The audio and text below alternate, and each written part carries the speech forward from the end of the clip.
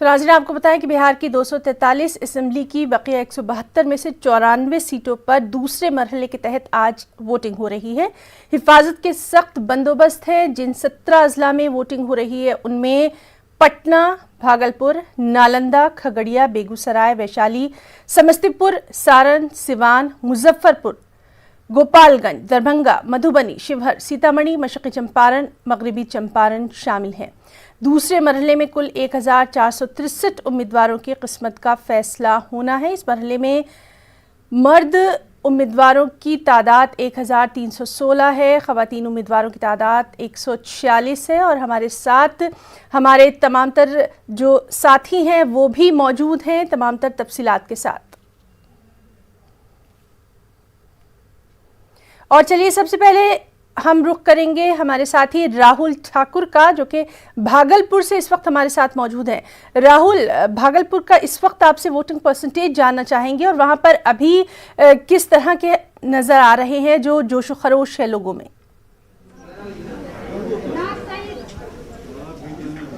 देखिए हिना, भागलपुर की बात करें तो भागलपुर जिले के 5 विधानसभा क्षेत्र में 71 प्रत्याशियों के भाग का फैसला जो है 15,21,000 मतदाता आज करेंगे।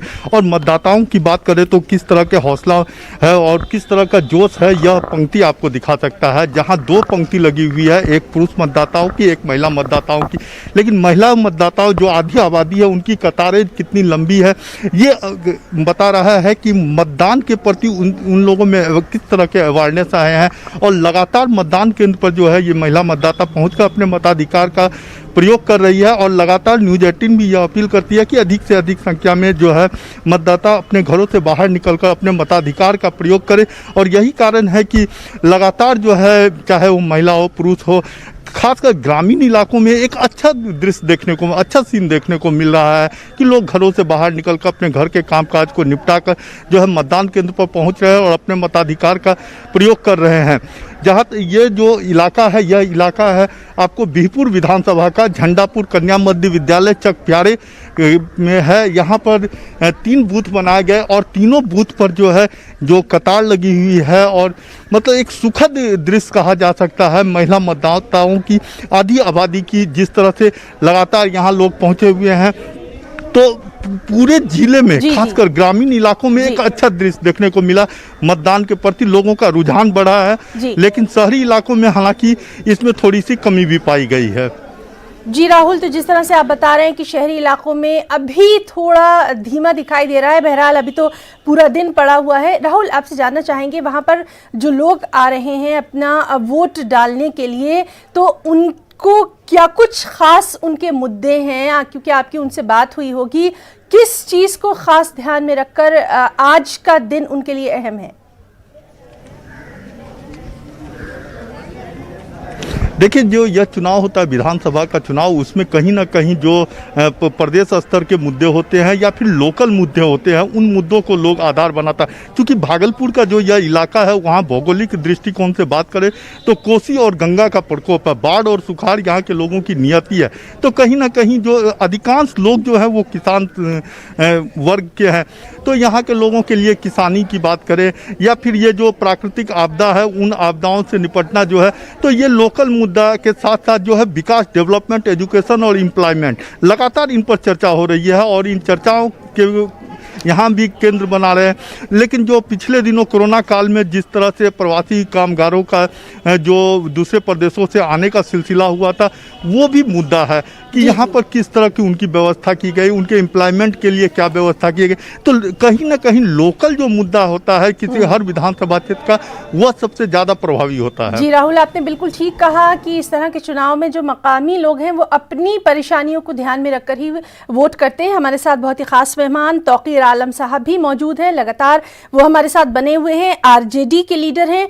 तौकीर साहब, एक बार फिर से आपसे लगातार बात हो रही है और जिस तरह से अभी हम राहुल से बात कर रहे थे, भागलपुर का जिक्र कर रहे थे, वो सबसे अहम बात यही है कि लोग अपने अपने जहां पर वो रहते हैं उन इलाकों की तरक्की की बात वो चाहते हैं। इस बार सबसे ज्यादा जो हम देख रहे हैं वो ये देख रहे हैं कि रोजगार की बात हो रही है और भागलपुर की अगर हम बात करें तो कहीं ना कहीं वहां पर 2-3 अहम इश्यूज रहे हैं। क्या कुछ खास इसके लिए प्लानिंग है? सही आपने कहा कि इस चुनाव में प्रदेश के साथ साथ क्षेत्रीय मुद्दे तो हैं, इसे मैं भी मानता हूं, लेकिन 15 साल की सरकार ने बदहाल बिहार बनाम नीतीश कुमार के विरोध में बिहार की जनता बिल्कुल आमने सामने खड़ी है। 15 साल में तानाशाह, दुर्बलता एवं निरंकुशता का इतिहास रहा। बिहार हुआ बदहाल, किसान हुए कर्जदार, गरीब का घर खत्म, गरीबों का रोजगार खत्म, गरीबों का मुंह से खाना खत्म। इस डबल इंजन की सरकार है जिम्मेदार। तो इसके लिए क्या कुछ इस्लाहात की जाएंगी, क्या कुछ इनकी अच्छाई के लिए किया जाएगा? कुछ तो रोड मैप। बिल्कुल, जहां तक भागलपुर की आपने बात कहा, तो भागलपुर रेशम उद्योग को जिस तरह से हमारे वर्तमान सरकार नीतीश कुमार जी ने उसको हाशिए पर ले आया है, उनके कामगारों की जो हालात बद से बदतर कर दिया है, और भागलपुर साड़ी का शिल्प उद्योग को भी उन्होंने बर्बाद कर रखा है। उसे बेशक हमारे साथी तेजस्वी यादव को अगर इस बार सरकार बनाने की सत्ता में फुल बहुमत के साथ अगर बनती है, तो भागलपुर भारत का शिल्प उद्योग को सर आंखों पर उठाते हुए बिहार नहीं भारत का नंबर 1 शिल्प उद्योग बनाने का काम करेंगे। जी तौकीर साहब, अब जब हम बात कर ही रहे हैं, जो घरेलू सनत है, घरेलू उद्योग हैं, उनकी जब बात कर ही रहे हैं, तो सबसे ज़्यादा जो दिक्कतें वहाँ पर पेश आती हैं वो आती हैं बिजली की। आज भी बिहार में बिजली का जो मामला है वो कहीं ना कहीं देखने में आता है। इसके लिए किसी ने भी बात नहीं करी, इसके लिए किसी ने कदम नहीं बढ़ाया, क्यों? नहीं, हमारे साथी तेजस्वी यादव ने तो कहा कि इस वर्तमान की जो बीमारू सरकार बिहार सरकार है, इनके बिजली दरों में मैं बिल्कुल कटौती करूंगा और लघु उद्योगों को बिजली सस्ते दामों में मुहैया कराऊंगा, और अगर हमारी सरकार बनी तो 24 घंटा बिजली देने का काम करूंगा। और सबसे मुख्य बात तो यह है कि जो इन्होंने रोजगार के नाम पर 8 रुपया 9 रुपया प्रति यूनिट दर से जो बिजली का रेट वसूली किया करते हैं, उसमें ये काफी भारी छूट देने का अपने मैनिफेस्टो में ये बात को रखा है। बिल्कुल ठीक है। चलिए, जब ये बात रखी है तो क्या इससे सरकार पर खर्च नहीं बढ़ेगा? इसके बारे में भी तो जानकारी चाहिए। अरे, सरकार में खर्च बढ़ेगा तो सरकार उसके इंतजामात में लग जाएंगे। बहुत सारे स्रोत हैं जो पैसे की रिकवरी की जा सकती है, बशर्ते ईमानदारी से। अगर सरकार चलाने में लूट खसोट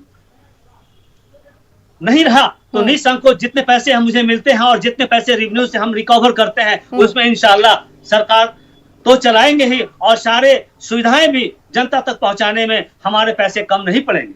अगर कम पड़ भी जाते हैं तो बहुत सारे औद्योगिक क्षेत्रों से मैं पैसा लेने का काम करूंगा।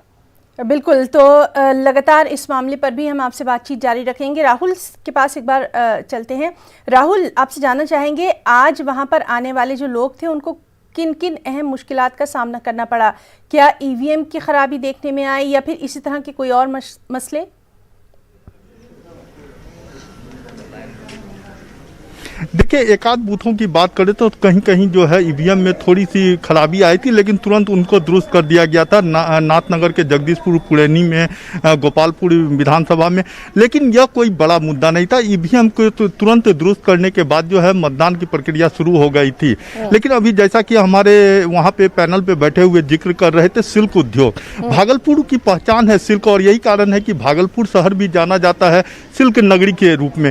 लेकिन शिल्प को लेकर सियासत बहुत हुई, शिल्प को लेकर काफ़ी आश्वासन मिले, कई मुद्दे, कई बार आंदोलन हुए, लेकिन बुनकरों की स्थिति बद से बदतर ही रही। बुनकरों की हालात जो है नहीं सुधरे, और यही कारण है कि एक बहुत बड़ा तबके में जो है आज भी नाराजगी है। जहाँ तक मतदाताओं की मुश्किलों का आपने बात कहा, तो जिस तरह आज मौसम का रुख है, मौसम का मिजाज है, वह मिजाज जो है बिल्कुल मतदान को लेकर है। और यही कारण है कि लगातार जो है मतदाता अपने घरों से बाहर निकलकर मतदान केंद्र पर पहुँचकर मताधिकार का प्रयोग कर रहे हैं। जी राहुल, आपने बहुत अच्छी बात कही कि लोग निकल रहे हैं और अपना वोट जो है वो ज़रूर दे रहे हैं। लगातार हम ये बात भी अपने चैनल के ज़रिए सामने लाते रहे हैं कि अपने वोट का इस्तेमाल करिए। अगर आप अपने वोट का इस्तेमाल नहीं करेंगे तो फिर सरकार से कुछ पूछने का हक भी आपको नहीं है। कोविड-19 को देखते हुए आपसे जानना चाहेंगे वहां पर क्या कुछ खास इंतजामात हैं और क्या लोग इनको फॉलो भी कर रहे हैं, क्या लोग जो हैं इनका पूरी तरह से ध्यान रख कर ही आ रहे हैं, ये भी बहुत अहम।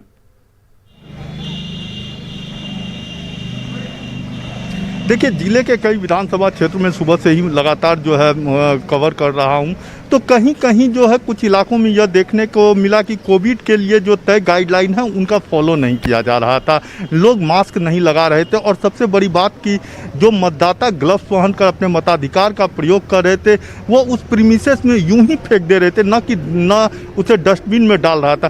तो खैर ये छोटी मोटी बात है, लेकिन जहाँ तक कोविड के लिए तय गाइडलाइन है उनका फॉलो किया जा रहा है। लगातार बूथों को सैनिटाइजिंग भी कराया जाता है। कल भी जो है जिला प्रशासन की ओर से हर मतदान केंद्र का सैनिटाइजिंग किया गया और जो भी मतदाता यहां पहुंच रहे हैं पहले उन्हें थर्मल स्क्रीनिंग, उसके बाद सैनिटाइजिंग करने के बाद जो है ग्लव्स दिया जाता है मतदान करने के लिए और फिर उस ग्लव्स को जो है उसको डिस्ट्रॉय करने के लिए डस्टबिन लगा हुआ है। तो कोविड-19 के तहत जो तय गाइडलाइन है उस गाइडलाइन को का ज़्यादातर स्थानों पर फॉलो हो रहा है, कह सकते हैं कि फॉलो किया जा रहा है और मतदाता भी जो है कहीं ना कहीं सोशल डिस्टेंसिंग बनाकर ही मताधिकार का प्रयोग कर रहे हैं। जी राहुल, आप हमारे साथ बने रहिए। हमारे साथ हमारे खास मेहमान तौकीर आलम साहब भी मौजूद हैं।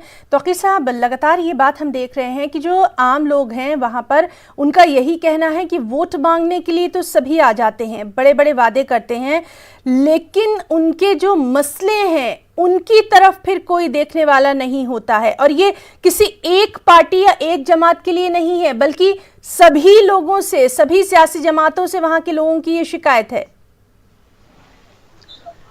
नहीं, आपका ये प्रश्न बहुत ही वाजिब है, तो लेकिन वाजिब के साथ साथ निराश होने की जरूरत नहीं है। समय 15 साल का जो निराश किया है, आक्रोशित किया है जनताओं को, बेशक वो सवाल करेंगे, लेकिन उसी बीच में एक साथी, हमारे युवा साथी, आदर्शवादी खिलाड़ी, कभी झूठ नहीं बोला करते, सामाजिक न्याय के साथ, आर्थिक न्याय के साथ, कभी बिहार के साथ धोखाधड़ी नहीं करेंगे, ईमानदारी के साथ इस बिहार की जनताओं को कोरोना महाकाल में देखा है, गरीबी गुर्बती, लोगों को सड़क पर तड़पते हुए, मरते हुए, 6-7 महीने की बंदी को हमारे साथी तेजस्वी यादव ने बहुत ही दिल से देखा है और उनका दिल मरमत हो गया है, रो पड़े हैं कि वाह, ये हमारा इतना बड़ा बिहार राज्य के 12 करोड़ की जनता कैसे त्राहिमाम है। मुझे सिर्फ और सिर्फ एक युवा साथी खिलाड़ी तेजस्वी यादव को 5 साल का एक मोहलत दें, एग्रीमेंट करें इंशाअल्लाह रहमान। अगर हम सही उतरे, सटीक उतरे, तो बेशक मुझे नेता मान लीजिएगा। अगर मैं अपने काम में विफल रहा, हार गया, तो मैं कभी आपके पास दोबारा वोट मांगने नहीं जाऊंगा। और यही बातें जो 5 साल की कही, सारे बिहार के 12 करोड़ जनताओं ने उन्हें अपने दिलों में बैठा लिया और उनका जय जयकार कर रहे हैं और उनके बताए हुए, उनके मैनिफेस्टो के पर विश्वास कर आज जो इस कोरोना के महामारी में 50 से 60% की जो वोटिंग कर रहे हैं, बेशक ये रोजगार के नाम पर, भुखमरी के नाम पर, ठीक है तौकीर साहब, चलिए लोग निकल कर आ रहे हैं, इस बात की तारीफ जरूर करना चाहिए। कोरोना को लेकर जो खदशात थे उनको देखते हुए भी लोग निकल कर आ रहे हैं। तौकीर साहब, यहाँ पर एक और बात आपसे जानना चाहेंगे। जिस तरह से लगातार पार्टी के ही कुछ सीनियर लीडर हैं वो लगातार ये कहते रहे हैं कि पार्टी में उनकी अनदेखी होती रही है, क्या सबको साथ लेकर आगे बढ़ पाएंगे अब? नहीं, आप तो कर चुके हैं। नहीं, यहाँ से लेवल कम कर लेना वो तो हो जाएगा यार, इंडस्ट्री कोड खुल रही है। तो नाज़रीन, हम बात कर रहे हैं, हमारे साथ थे तौकीर आलम साहब, आरजेडी लीडर हैं, और हमारे साथ राहुल भी मौजूद हैं। चलिए राहुल का रुख कर लेते हैं। राहुल, लगातार सुबह से हम देख रहे हैं कि लोगों की बड़ी तादाद जो है वो पोलिंग सेंटर्स पर पहुंच रही है और वोट भी डाल रही है।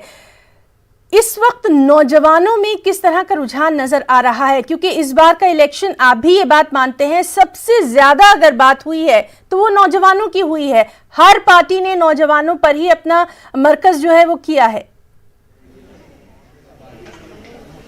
राहुल जी बिल्कुल, हर पार्टी का जो है कहीं ना कहीं केंद्र बिंदु जो था वह युवा मतदाता था, और यही कारण है कि युवा मतदाता भी बड़ी संख्या में सुबह से ही बाहर निकलकर मतदान केंद्र पर पहुंचे। सुबह में भी हमने कई युवा मतदाताओं से बात किया तो उनका भी स्पष्ट कहना था एजुकेशन और एम्प्लॉयमेंट ये इस बार जो है पूरे बिहार के सियासत का सबसे प्रमुख पार्ट बन गया है, और एजुकेशन और डेवलपमेंट के साथ साथ जो है एम्प्लॉयमेंट को लेकर ही युवा वोटर मतदान केंद्रों पर पहुंच रहे हैं मतदान करने के लिए। तो लगातार जो स्थिति है, जो युवाओं में जिस तरह का जोश देखने को मिला, ये कहीं ना कहीं मजबूत लोकतंत्र या लोकतंत्र की नींव को मजबूत करने का एक सुखद संकेत कहा जा सकता है। और लगातार जिस तरह से युवा वोटर अपने घरों से निकलकर सुबह से ही धीरे धीरे मतदान केंद्रों पर पहुंचकर अपने मताधिकार का प्रयोग किए हैं, वह अच्छे लोकतंत्र की एक अच्छी तस्वीर कही जा सकती है। और राहुल, आपसे ये भी जानना चाहेंगे, इस बार का जो चुनाव है वो कहीं ना कहीं कोविड-19 के साए में हो रहा है, और इससे पहले के जो हालात रहे उससे भी सबसे ज़्यादा अगर कोई मुतासिर रहा वो बिहार के लोग ही रहे। हमारे साथ तौकीर आलम साहब भी जुड़ रहे हैं। तौकीर साहब, आपको मेरी आवाज़ आ रही है? हाँ, यस, आ रही है जी। तौकीर साहब, आपके पास आना चाहेंगे, और आपसे ये हमने जानना चाहा था कि लगातार ये इल्ज़ाम लगता रहा है आप ही की पार्टी में कि सीनियर लोग जो हैं उनकी कहीं ना कहीं अनदेखी होती रही है। अब इतने बड़े बड़े दावे और वादे किए जा रहे हैं, क्या सबको साथ लेकर चल पाएंगे? देखिए, सवाल तो आपने सही कहा। हमारा पार्टी का एक मैनिफेस्टो है, और हमारे पार्टी के परिवार के मुखिया आदरणीय लालू प्रसाद यादव रूठे हुए परिवार के सदस्य यानी पार्टी के सदस्य को मनाने में कहीं से कोई कमी नहीं छोड़ेंगे। क्योंकि जब हमारे मुखिया अभी हमारे सामने विराजमान है तो परिवार में थोड़ी नाराजगी, थोड़ी खुशी, थोड़ा गम तो आता जाता रहता है, और उसमें समन्वय बनाने के लिए हमारे आदरणीय लालू प्रसाद यादव की नसीहत और प्यार और सम्मान ही इन रूठे हुए प्रत्याशियों के लिए काफी है। और मेरा यह कहना है कि हमारे बेशक लालू प्रसाद यादव अपने रूठे हुए साथी और परिवार के सदस्यों को मनाने में काफी अहम भूमिका निभाएंगे। जी, ये सवाल इसलिए भी अहम है क्योंकि हमने देखा था कि रघुवंश बाबू अपने आखिरी लम्हे तक यही कसक अपने दिल में लेकर गए। हाँ, तो उन्होंने तो कहा था कि चिंता की कोई बात नहीं है, आप घर के मुखिया हैं, आप हताश मत होइए, आप स्वस्थ हो जाइए, हम और आप और हमारी पार्टी सब आपके साथ है। लेकिन दुर्भाग्य है, भगवान को यही मंजूर था, खुदा को यही मंजूर था। अब हर चीज जो है वो किस्मत पे डालना भी बहुत आसान हो गया है। हमारे साथ राहुल भी मौजूद हैं। राहुल, जिस तरह से हम आपसे लगातार बात कर रहे हैं कि सबसे ज्यादा इस बार हमने देखा कि पलायन का जो मामला था ये हावी रहा है। कहीं ना कहीं लोग रोजगार चाहते हैं। कई ऐसी तस्वीरें आई थी जिन्होंने कहीं अंदर तक झिझोड़ कर रख दिया था। लोगों का ये कहना था कि एक बार अगर वो अपने घर जा रहे हैं तो वापस नहीं आएंगे, लेकिन उन्हें अपने घर में रोजगार नहीं मिला, इसीलिए उनको वापसी का रास्ता देखना पड़ा। ये मुद्दा इस बार आपको दिखाई दे रहा है कि नहीं चुनावी मैदान में?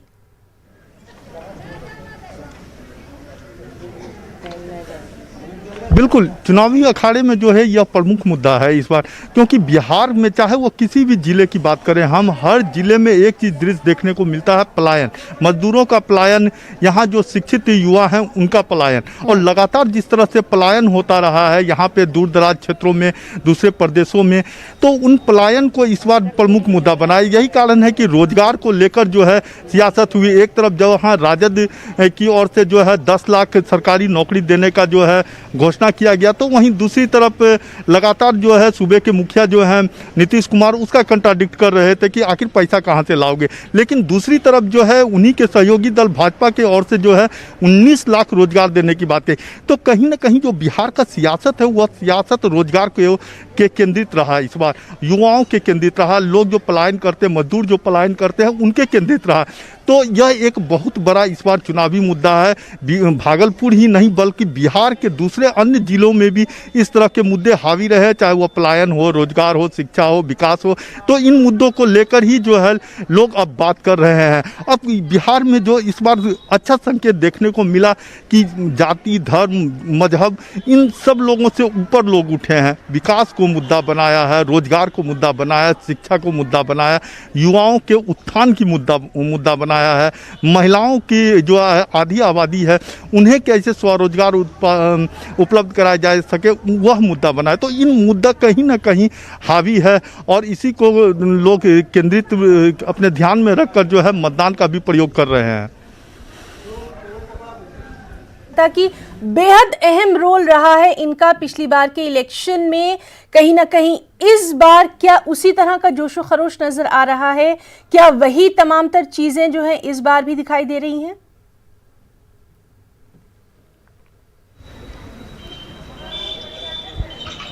जी, सवाल फिर से दोहराया जाए। राहुल, जिस तरह से आपने महिलाओं की बात की, खवातीन की बात की, इस बार भी क्या उनमें उसी तरह का जोशो खरोश देखा जा रहा है जैसा कि पहले हमने देखा था, जिसने एक पूरी सियासत को बदल दिया था?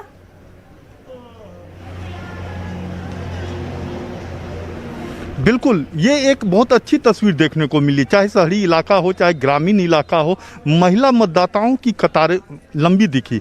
कई स्थानों पर तो पुरुष मतदाताओं के अपेक्षा महिला मतदाताओं की कतार काफ़ी लंबी थी, जो एक अच्छा संकेत था कि उसमें जो है मतदान को लेकर जागरूकता आया है और अपना अधिकार के लिए जो है वो लगातार अपना मताधिकार का प्रयोग करने के लिए जो है मतदान केंद्र पर पहुंच रहे हैं।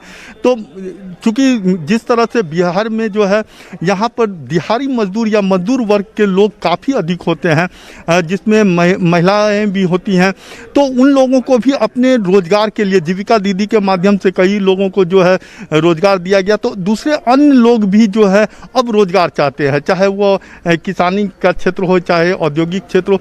तो इन सब को ध्यान में रखकर जो है महिला मतदाता भी अब मतदान केंद्रों पर पहुंची रही हैं और इनकी संख्या जो है शहरी इलाकों के साथ साथ ग्रामीण इलाकों में भी अच्छी खासी देखने को मिली, जो एक राहुल है। तो बहुत बहुत फिलहाल के लिए आपका शुक्रिया अदा करना चाहेंगे और लगातार तमाम जो इलाके हैं वहां पर क्या कुछ हालात रहते हैं उन पर नजर बनी हुई है। आपका बहुत बहुत शुक्रिया अदा करना चाहेंगे। हमारे साथ तौकीर आलम साहब भी मौजूद हैं। यहाँ पर हम लेना चाहेंगे एक छोटा सा ब्रेक, जल्द लौटेंगे।